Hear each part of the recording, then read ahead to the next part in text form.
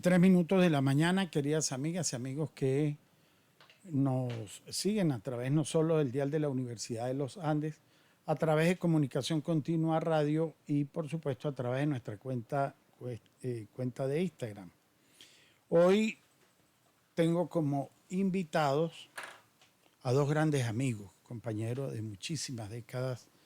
Algunos somos más viejos que otros, por supuesto, pero lo hemos visto, como es mi querido amigo Daniel Moreno y mi querido Rodolfo de toda la vida, compañero, el gran Fofi, como le decimos efectivamente en las cosas del Grupo Andino de Rescate.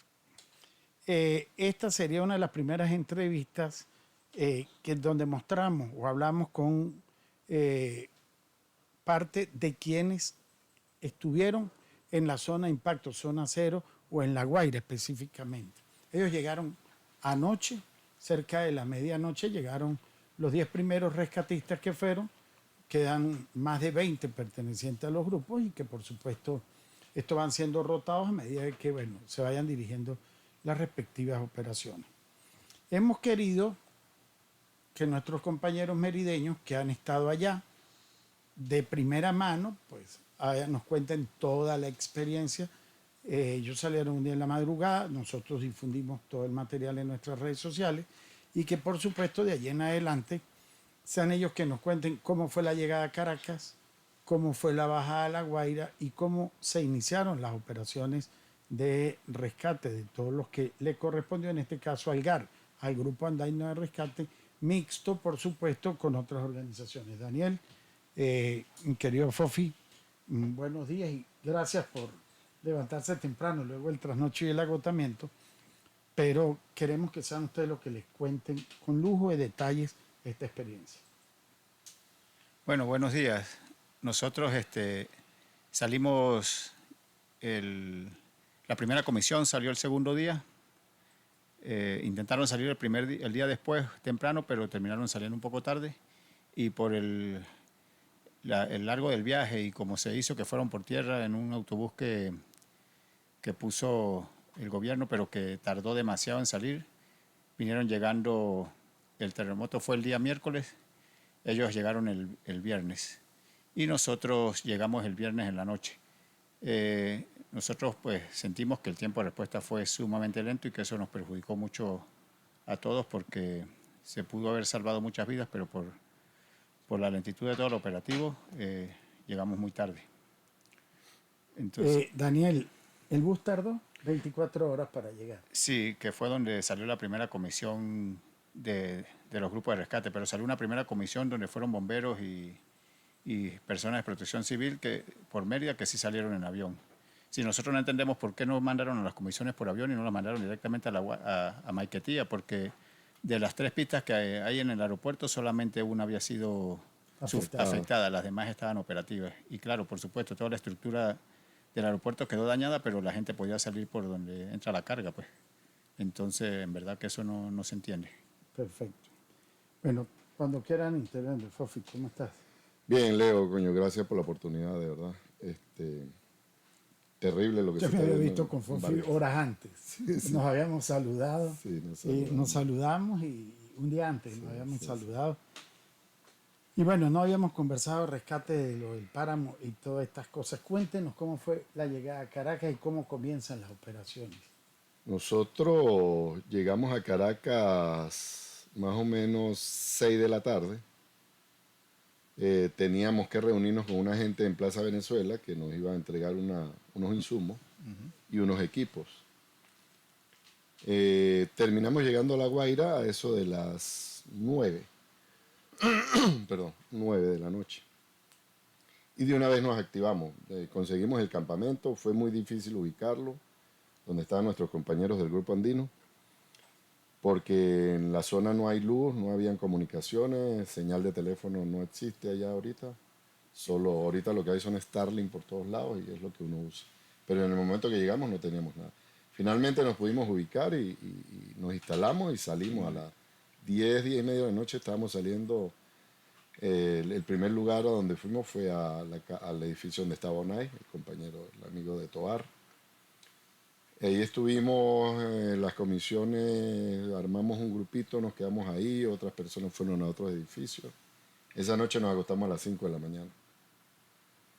Y nos levantamos a las 7:30 otra vez, ya a las 8 estábamos Activos. en lo que nosotros llamamos la zona cero, que fue la zona de Misión Vivienda, que fue devastada. O sea, es una cosa increíble.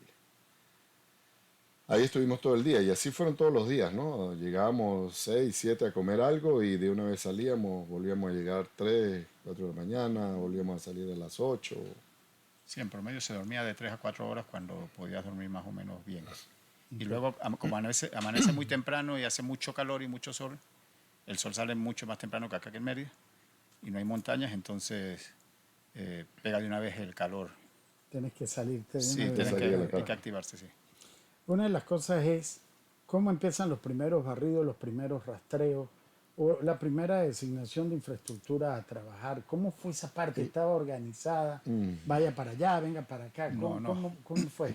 Es que ese es uno de los detalles importantes que hay que comentar. Y hay que no- decirlo, no históricamente había- hay que Sí, decirlo. claro. No había un control, no había un desorden, un caos total. Nosotros como organización, valga la redundancia, nos organizamos nosotros mismos y por mensajes de amigos, pues, pueden ir a este lugar, pueden ir a este otro lugar y vamos saliendo. Sí. Salía como éramos 32, ¿no? Sí, 35 en total. 35 en total. Alguna gente de logística se quedaba en el campamento organizando, esperando la comida que nos llevaban. Armábamos 2 o 3 comisiones, unos iban a un lugar, otros a otro, con radio nos comunicábamos. Si no se encontraban nada, nos reorganizábamos, pero la organización a nivel de tragedia no la hubo. Nosotros nos organizamos nosotros mismos y así operamos. No había un ente que nos decía, mira, este edificio no ha ido nadie, vayan allá y tal. No la hubo. Sí. Entonces nos tocaba a nosotros mismos trasladarnos. Bueno, eso hace mucho más difícil la operación de Totalmente. rescate porque... Y la eficiencia. Sí, fíjese una de las cosas, ¿no? Fofi y Daniel. Mérida desde hace mucho tiempo perdió el escalafón de reconocimiento internacional de rescate urbano y de rescate en espacios confinados. Los que logramos hacer eso, pues tenemos tuvimos la oportunidad de tener instructores internacionales y se ve una gran diferencia en la formación de la brigada de rescate, en los términos del Grupo Andino, el Peña, todos los hermanos en Mérida tienen un nivel bastante importante. Pero es el cambio de trabajar en una topografía totalmente diferente y a trabajar 0 metros a nivel del mar. Y trabajar a ciegas pues es una cosa muy complicada por la improvisación, que es lo que más hace perder a la gente allí y el tiempo corre. En el trabajo, en este caso del Grupo Andino, lograron qué tipo de extracción de cadáveres o si hubo rescate de lesionados. No, lo que pasa es que, bueno, cuando llegábamos a una estructura colapsada, nos conseguíamos con en este caso, muchas veces nos conseguimos con los norteamericanos, con la gente de Los Ángeles, de Estados Unidos, ¿no? Entonces, ellos hacían pruebas de sonido con sondas o con algún otro tipo de escáner y con los perros y determinaban si había alguien con vida en el sitio. Y si era positivo, pues empezaba a hacer las excavaciones. Entonces, muchas veces dio positivo, empezábamos a trabajar con ellos. Ellos veían que, primero, nosotros éramos los únicos que teníamos 2 intérpretes o 2 traductores que podían Ponerse de acuerdo sí, con comunicarse con ellos y recibir bien la información de lo que ellos querían. Entonces, eso hizo que nosotros nos quedáramos con ellos trabajando prácticamente todos los días. Entonces, bueno, una vez que determinaban que si había alguna persona con vida o con posibilidades de estar vivo de acuerdo a su tecnología, pues se procedía y ahí empezábamos a trabajar. Entonces, como la zona era muy complicada y por ejemplo, en los edificios de Misión Vivienda, son edificaciones de 12 pisos, donde los 4 primeros pisos se comprimieron como un sándwich. Y después los 8 restantes de arriba, del quinto hasta el 12, se cayeron de lado y se destruyó toda la edificación. Y el nivel de concreto era muy duro y era muy difícil avanzar. Entonces, por ejemplo, si había una persona que estaba con vida en el piso 5, tenía una cantidad de escombros encima muy difíciles de llegar. Entonces, fue muy lento el proceso de excavación y cuando hacían pruebas cada cierto tiempo que van haciendo, ya al final pues la persona muchas veces fallecía o no daba más respuesta y entonces eso nos pasó mucho. Entonces, bueno, no tuvimos la suerte de rescatar a ninguna persona con vida, pues por circunstancias, pues por... Extracción de cadáver prácticamente. Sí, se trabajó en extracción de cadáveres en algunos casos, pero como ya habían pasado muchos días, pues ya los cadáveres estaban sumamente descompuestos y había que tener muchísimo cuidado y estar bien protegidos para poder uno no infectarse. Sí, ahí cambia todo. Sí. Estamos conversando con dos miembros del grupo de rescate,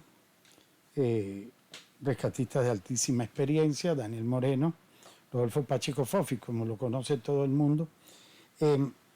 Lo humano. ¿Qué era lo que veían en las calles? ¿Qué era lo que vieron? Me corresponde mi experiencia en rescate, que la hemos compartido infinidad de veces en cosas, es que muchas veces lo que está en la fotografía no es lo que se ve de manera directa. Y quiero que hablemos, como yo conozco la responsabilidad de los dos y la parte humana de los dos, yo creo que hay que contarle a los merideños de primera mano, por los ojos y el corazón de ustedes, el que ha estado allí, las manos en las excavaciones. Hay que decirle a Mérida qué es lo que realmente estaba pasando, qué veían en el rostro los hermanos venezolanos allí. Me imagino, me contaba un colega periodista, que era como pasar en una esquina y todo el mundo en la esquina sacando la mano a ver quién los ayudaba cuando venían un tipo de unidades de estos, ¿no? Y yo creo que una de las cosas que para evitar una tragedia mayor nosotros tenemos que decirle a la gente la verdad de las cosas. Sí. Bueno, mira, esa es una de las partes, digo yo, más difíciles, incluso porque queda uno muy afectado, se afecta a uno todos los días y hay que tratar de no pensar, mientras estamos trabajando, tratar de no pensar en las cosas esas porque te pueden tirar al piso, pues. Allá nos tocaba abrazar personas que no conocíamos, gente, hombres, llorando como niños porque perdieron a toda su familia.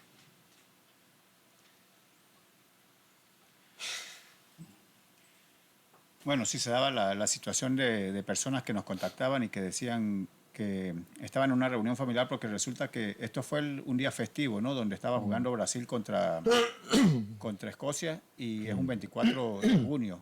Entonces muchísima gente estaba en su casa. Entonces habían reuniones familiares, habían sitios donde estaban 15 niños. Sí, y todos pues quedaron atrapados en el terremoto. Sí, Y entonces de pronto salió uno a comprar algo y ocurrió el terremoto. Entonces esa persona perdió a sus hijos, a su esposa, a su mamá, a la mamá, a la suegra, a las hermanas. Entonces fue una tragedia familiar demasiado terrible. Entonces esa gente pues estaba demasiado desesperada, pues intentando excavar como pudiera con sus amigos y así en muchísimos frentes todo el mundo. Entonces a veces ocurría la situación de que cuando empezaron a meter maquinaria, la máquina estaba trabajando y mandaban a parar, todo el mundo tenía que parar de excavar. Entonces ellos se molestaban porque ellos querían seguir y seguir y seguir y ese nivel de desesperación se sentía muy fuerte.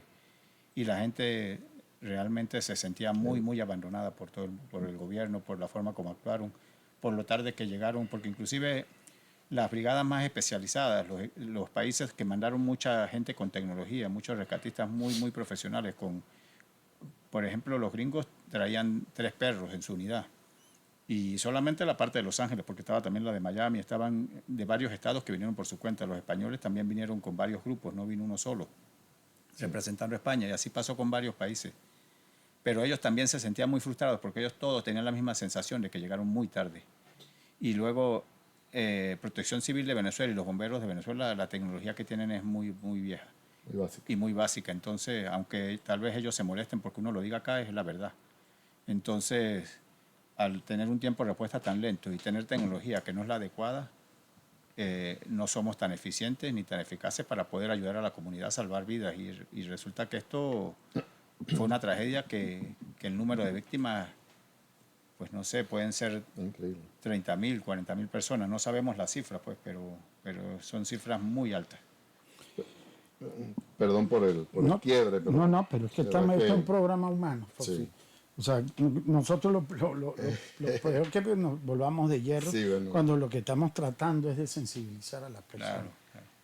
te contaba que estuvimos trabajando porque los locales se acercaban a uno y allí había muchísima gente de familia trabajando con nosotros.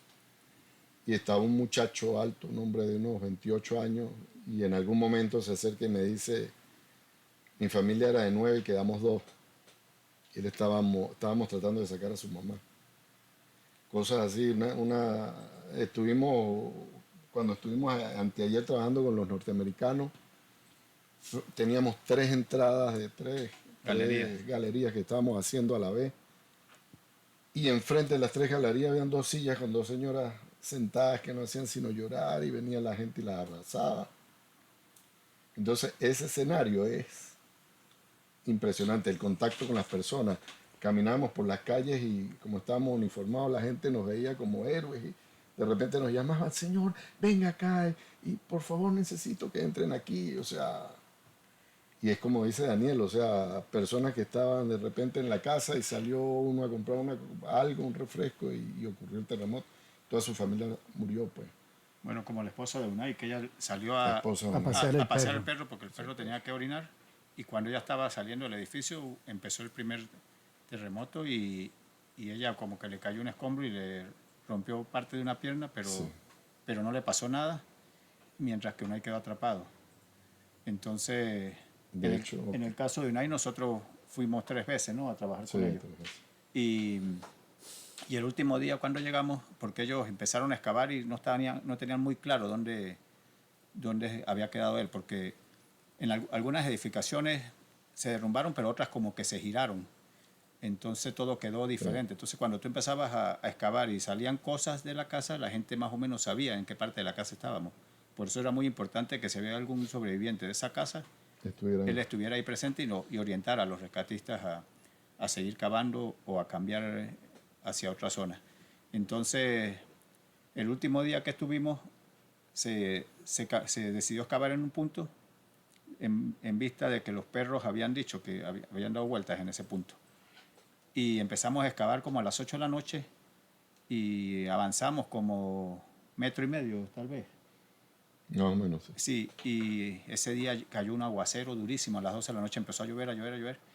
Y cuando empezó a llover todo el mundo tenía que resguardarse porque no había techo en ningún lado. Mucha de la gente dormía en colchones al frente del edificio o de la casa donde había ocurrido, donde vivían ellos. Y ese día se mojó todo el mundo, inclusive los campamentos donde nosotros estábamos, como teníamos carpas más playeras que de montaña, se mojó todo el mundo. Entonces, cuando paramos de excavar, bueno, se tapó con un encerado de esa parte donde se estaba haciendo el hueco y nos fuimos al campamento nosotros. Al otro día en la mañana, cuando ellos empezaron a excavar, resulta que estábamos como a 2 centímetros del cuerpo de Unai ese día. Claro, ya Unai había fallecido, pero si no llueve ese día lo encontramos y bueno, estaba difícil sacarlo porque él estaba muy compactado. Había que romper la placa completa. Sí, aunque Unai siempre estuvo como 3 días que había quedado vivo y que dando señales, él nunca pudo hablar, sino que él rajuñaba la pared. Entonces seguramente él tenía un nivel de aplastamiento muy alto. Sí, Unai lo tenía difícil de que pudiera sacarse con vida en el caso de que hubiese habido un tiempo de respuesta más rápido, porque hay un síndrome que se llama de aplastamiento, ¿no? Que cuando la gente queda comprimida y le quitan la placa que lo comprime, la persona muere porque sus órganos están tan comprimidos que puede mantener la vida, pero una vez que lo quitan ya... Así es. Sí. Entonces, bueno, hubo muchas situaciones en verdad muy, muy difíciles. Y bueno, y ahorita ya quedan los muchachos trabajando, pero ahorita va a venir un trabajo bastante grande de apoyo a la comunidad, pues, y de ayudarlos. Hay un detalle, Leo, que te quería comentar ahorita que estoy recordando a raíz de esto de que hablamos de Unai y de todas las personas. El nivel del terremoto como tal es tan alto que la destrucción, hubo como explosiones incluso, ¿no? O sea, tú encontrabas columnas y vigas porque son fuertes y están quizás enteras algunas partidas, pero no existían paredes en ningún lado. Todo ese material quedó dentro de las habitaciones y ayudaba a tapiar a la gente, ¿no? se generaron, el tema en los terremotos es que se puedan generar espacios vitales, espacios de vida donde la persona Sí. pueda estar. En este caso casi no los hay, no los hay, o sea, no había donde la persona pudiera estar en un espacio vital, muy pocos. Claro, los hubo, y efectivamente fueron los primeros sobrevivientes, las primeras personas que salió y los pocos que puedan salir ahora que están saliendo, porque en algún espacio se generó un lugar donde la persona puede estar. Pero en términos generales, los edificios, lo que veíamos cuando hacíamos la galería, es que no había nada, o sea, no había espacio. Era Ahora columna, hemos, escombro. hemos estado en cosas, por supuesto, hemos estado hablando con el doctor Raúl Esteves, con Jorge Carrero, con expertos en esto, y hay una gran pregunta, es que se destruyó todo, ¿no? Sí, O sea, es la desaparición todo en el piso, pues. Sí. Una cosa que la losa no queda como un espacio vital o una techo- cámara de vida. techo como con se hace. piso. Techo con piso, Techo con pero piso. sí, todo comprimido como una montaña de escombros, como si lo hubiesen dinamitado. Y luego eran edificios de 12 pisos, que tú no entendías cómo un edificio de 12 pisos quedó así a ese nivel tan... Quedaban 2 pisos de altura, Sí. digamos. Y luego 6 metros de altura. los edificios que quedaron de pie quedaron inhabitables y destruidos. Hay que terminar de tumbarlo. Sí, De hecho, lo que comentaba Daniel, en el caso del edificio de Onay, ahí se vio y se demostró que el edificio rotó. Aparte, Se giró. él cayó y rotó. Donde quedaba, digamos, el cuarto estaba la sala, por decir algo, en orientación. Y eso pues ayuda también a que ahora, el aplastamiento una de sea las menor. cosas es trabajar con hermanos de otros países. Fíjense que una de las dificultades que hay, el GAR o el Grupo Andino, pues tenía dos muchachos que más o menos servían de intérpretes, ¿no? Pero ¿cómo es el trabajo? ¿Cómo ver eso y el poder poner de acuerdo todos los criterios para poder avanzar? Fíjense que conociendo a dos expertos en planificación, en rescate, pues es llegar a un sitio desconocido, o sea, es no poder atacar el problema de inmediato, sino tener que un toque aquí, un toque allá, un toque allá, o sea, insuficiente para poder, dentro de lo que es la primera avanzada, poder consumar un rescate, ¿no? bueno, los norteamericanos tenían un team de trabajo como de 40, 50 personas. Ellos cargan varios transportes, pero tienen uno como la furgoneta esa de SWAT, Ajá. donde traen como 40 baúles, todos numerados, y hay una persona, una mujer con una tablet que sabe qué hay en cada uno, y entonces en base a lo que necesitan, ella le dicen en cuál baúl está. Y cada uno es experto en un área, y hay otros que son trabajadores de excavación y tal. Entonces cuando necesitan el Los que va... topos, para que Sí, la gente se ubique. sí, pero entonces cuando necesitan el que vaya con el hidromartillo, ¿no? Sí, Sí. Ne- El ne- martillo ne- neumático, el martillo entra, neumático. lo activa, y entonces están los otros junto con Exacto. nosotros sacando los escombros. Luego se van turnando dos porque es un trabajo muy desgastante. Están también los que cortan Con la sierra. con la sierra, está el que trabaja con oxicorte, que usa las bombonas y esa tecnología, y el que maneja la queja de la vida, y así, pues son muy profesionales. En verdad que, pues, que a nivel de aprendizaje para nosotros, pues es una experiencia invaluable. Ojalá y Protección Civil y los bomberos se den cuenta de cómo se debe trabajar y hacia dónde se debe apuntar para poder ser más eficientes en lo que viene de aquí para adelante. El resto de los grupos tuvieron relación con ellos, vieron a los bomberos, con la gente de Mérida, o cómo fue el vínculo. Sí, ese. bueno, nosotros trabajamos cuando llegamos, en la primera avanzada iban 3 muchachos del grupo de Enrique Burgoyne, y ellos estuvieron con nosotros todos los días trabajando de codo a codo, pues. Después llegó más gente del grupo andino, más gente de ellos, pero básicamente trabajamos siempre con los del Burgoyne. Y Sí. los bomberos estaban en otras comisiones y otros grupos que estaban también en la zona, pero no nos conseguimos nunca.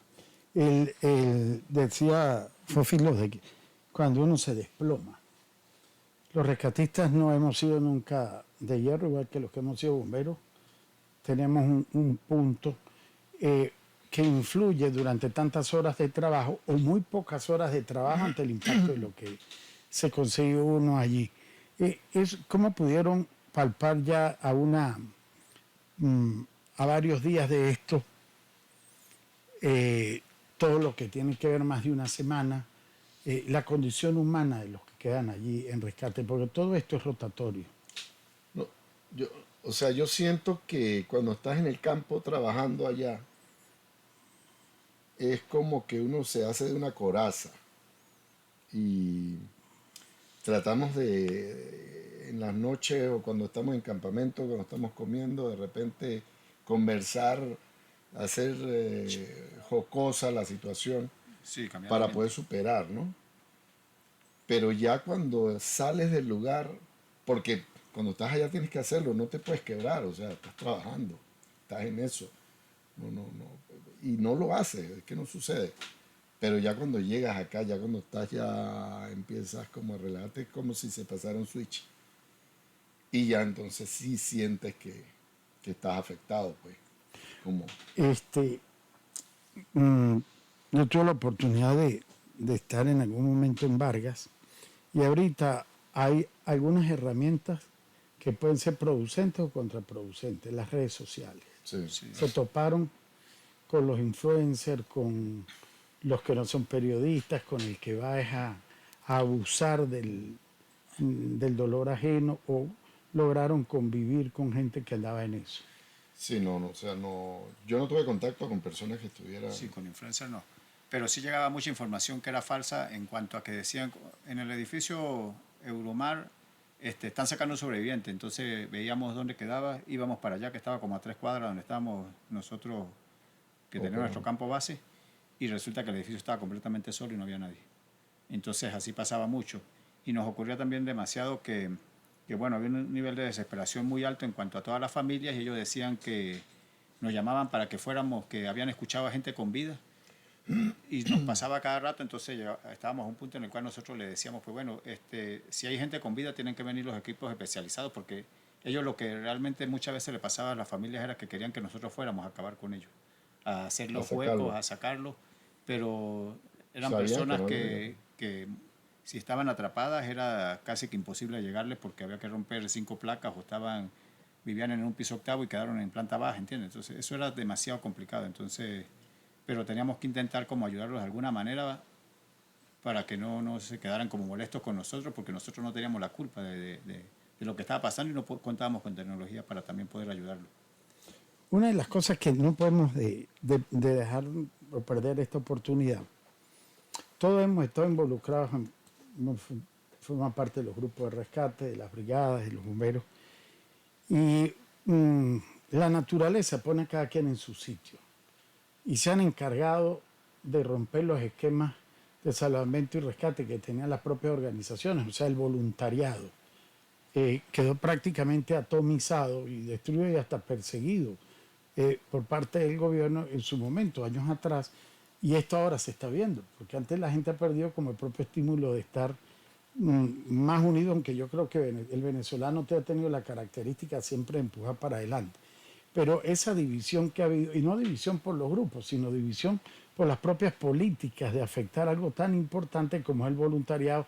Además son uno de los que más están en preparación y actualización permanente, y aquí está un reflejo de lo que está pasando. Este, eh, Bueno, es que actualmente hay una ley que dice que los que tienen que atender a las emergencias, inclusive aquí en alta montaña, son los bomberos y protección civil. Protección Entonces civil. han excluido a los grupos de rescate y a los grupos voluntarios que están muy preparados. De hecho, una muestra de esto es que nosotros, para poder llegar a la zona cero y haber actuado, tuvimos que irnos por nuestros propios medios y con nuestros su carros. propio carro. Si nosotros la segunda avanzada del grupo andino la hicimos 10 en mi carro y 5 con el carro de FOF, y llegamos 15 personas. Y hacía falta mucha gente. Sí. Realmente el nivel de la magnitud del desastre hacía que necesitaran mucho personal, porque había muchísimas edificaciones que no había llegado nadie. Sí. ¿Ves? Y entonces más bien ellos intentaron excluir a mucha gente preparada, y tampoco pudieron cubrir el desastre, porque yo creo que nadie se imaginaba la magnitud de De este lo que estaba desastre, de lo que pasando. estaba pasando. Sin tomar No, en cuenta Caracas y sin tomar en cuenta los otros estados que están Es afectados. que inclusive ¿no? nosotros mismos, cuando empezamos a ver la noticia el mismo miércoles en la noche, que se derrumbó un edificio en los Palos Grandes, Fue la en primera Caracas. Esa fue la Todo el primera. mundo estaba súper aterrado por lo que había pasado en Caracas, pero lo que había pasado en Vargas era 50 Sí, veces no, peor, 100 Sí, o 100 veces peor. Entonces el tiempo de respuesta Mira, fue muy lento en ese aspecto porque ellos tampoco sabían lo que había pasado realmente. Exacto, ahí se rompió la comunicación entre estos dos estados. Mira, lo que dice Daniel, a pesar de que vino gente de casi todo el mundo, porque es increíble los países que han asistido a la tragedia acá en Venezuela,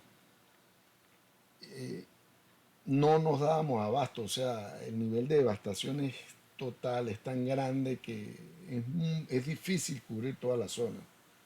Pero sí había que activarse desde un principio, sí había que declarar la emergencia más tardar a las 8 de la noche. Estado de emergencia nacional no lo hubo. Empezar a desplazar gente de todos los lugares. ¿Cuánta gente se quedó en sus estados que no pudo ir? Nosotros, Daniel porque puso su carro, yo el mío, pero... Y los demás grupos, ¿cuánta gente quiso ir y no pudo? Porque no tuvimos los medios, no tuvieron los medios. Ese es un tema grande que hay que Sí, y mejorar, revisarlo, ¿no? Y hay que mejorarlo. O sea, tiene que haber un plan donde lleguen aviones a los estados y recuperen la gente y se la lleven. Sí. Quiere ir a trabajar, tiene capacidad, vamos, ¿qué equipo tiene? Nosotros llevamos nuestros propios equipos. Yo llevé equipos que tengo en mi casa, porque en este caso los equipos son porra, mandarria, pico, Sí, pala. al principio, ¿entiendes? palines, sí. Entonces, Barretones. aparte, otra cosa que quería comentar, porque no quiero, la generosidad de la gente se ha visto de una manera, o sea, en Caracas, la gente de Caracas bajaba a La Guaira todos los días a llevar qué necesitan, Provisiones, qué comida sí. necesitan. A veces nos llevaban 2 personas al almuerzo, nunca nos faltó comida, nunca nos faltó agua, que si necesita un casco, muchachos, lo que necesiten, pídanlo. Muchachos jóvenes, gente. Mi hija Yana Sacha, que fue allá, estuvo allá porque era amiga de Onay y estuvo todo el tiempo allí. Ayer cuando me venía le dije, hija, vámonos. Me dijo, no, yo me quedo, seguimos trabajando. Ella está en Caracas ahora y están coordinando cosas para bajar. O sea, ha sido el venezolano muy solidario con la gente y eso me agrada mucho. Eso es una parte positiva que hay Nos tiene que comentar. quedar una reflexión de todo esto. Va a ser mucho tiempo para poder recuperar. Cuando en Venezuela todavía hay damnificados de Vargas, damnificados de Tobar, Sí. todavía por ahí. Ahora imagínense. Bueno, Leo, ahí necesitan hacer un campo de refugiados, pero ya con literas, con carpas grandes, como lo que hacen en Grecia, en Turquía, en todos los sitios donde hay refugiados que llegan de África. Aquí tienen que hacer algo así y empezar a instalar a la gente, porque ahorita cuando empiecen a meter maquinaria pesada y ya derrumben a la edificación y la gente ya se dé cuenta, los familiares que quedaron vivos, que no tienen nada, que ya no tienen dónde dormir, dónde estar mientras que se reubican, pues eso es vital, es una de las cosas que más tienen que ahorita atacar. La parte sanitaria. Y la parte sanitaria, ahí no hay un solo baño portátil donde No nosotros hay un solo estábamos. baño. Y hay muchas personas, yo no sé dónde están yendo a hacer sus necesidades. Nosotros en el día que estábamos trabajando y teníamos ganas de orinar, tú tenías que meterte para una en medio de los escombros donde no te viera la gente por orinar. Y muchas zonas, los edificios que quedaron al lado, en la Visión Vivienda, que eran 4 torres, pues las torres que quedaron de pie estaban sumamente inestables. Entonces cuando uno pasaba, todo el mundo corría el riesgo de que le cayera un ladrillo del Cualquier cosa 10 encima. pisos. Entonces, en verdad que la zona, los expertos que vinieron, los norteamericanos y los ingleses, decían que esa era la zona 8 de 10 a nivel de riesgo donde estábamos trabajando. O sea, hay que demolerla inmediatamente. Hay que demoler. Fofi y Daniel, para cerrar, la gente está escribiendo en las redes, en la cuenta, las historias son muy tristes, todo lo que puede decir quienes nos están viendo de cualquier parte o escuchando de cualquier parte del mundo, muchos le reconocen el trabajo a los grupos, pero tiene que haber una reflexión que yo creo que desde el primer momento y por la experiencia periodística y de rescate, he dicho, hay dos cosas diferentes. Éramos unos hasta las 6 de la tarde del 24 y después el país cambió y los seres humanos, por lo menos en Venezuela el ciudadano tiene que haber cambiado porque Sí. no venía el lobo y llegó. Sí. Y llegó feo, mordiendo feroz, feo, llegó y mordiendo. llegó feroz. No sé si quieren decir algo más, porque un programa es para que los muchachos inclusive puedan hacer catarsis de los que han estado allí y que serán muchas las historias que van a aparecer. Bueno, es imposible que uno vaya o viva esta experiencia y no se sienta cambiado y conmovido. De hecho, el doctor Javier Piñero, que es el médico forense y que es también miembro del Grupo Andino, él quiere hacer una como Una terapia. una terapia, sí, Conversatorio y una terapia terapia grupal, con claro, nosotros y con los voluntarios que fueron para allá y también con los médicos forenses, porque él dice que esto de alguna u otra manera afecta a todo el mundo, que por más fuerte que tú seas tienes que recibir también terapia para que, bueno, para que puedas después superar todo lo que has visto, pues, y porque no es normal tampoco para cualquier persona ir y conseguirse un nivel de devastación así, tanta gente muerta y bueno, tanta gente que se quedó sin nada. Así es. Sí. Fofi, ¿quiere decir algo más? Yo sí quiero agradecer a mis dos hijos, a Yana Sacha Rodolfo. y a Rodolfo. Yana Sacha porque fue la primera que estuvo en la tragedia, ella le agarró el terremoto en Choroní. Y cuando pudo salir de Choroní al segundo día, me llamó y me dijo, papá, me voy para La Guaira, yo tengo que estar allá. Y luego al mediodía llegó Rodolfo a mi casa y me dijo, papá, me voy para Vargas, no sé cómo me voy, pero me voy.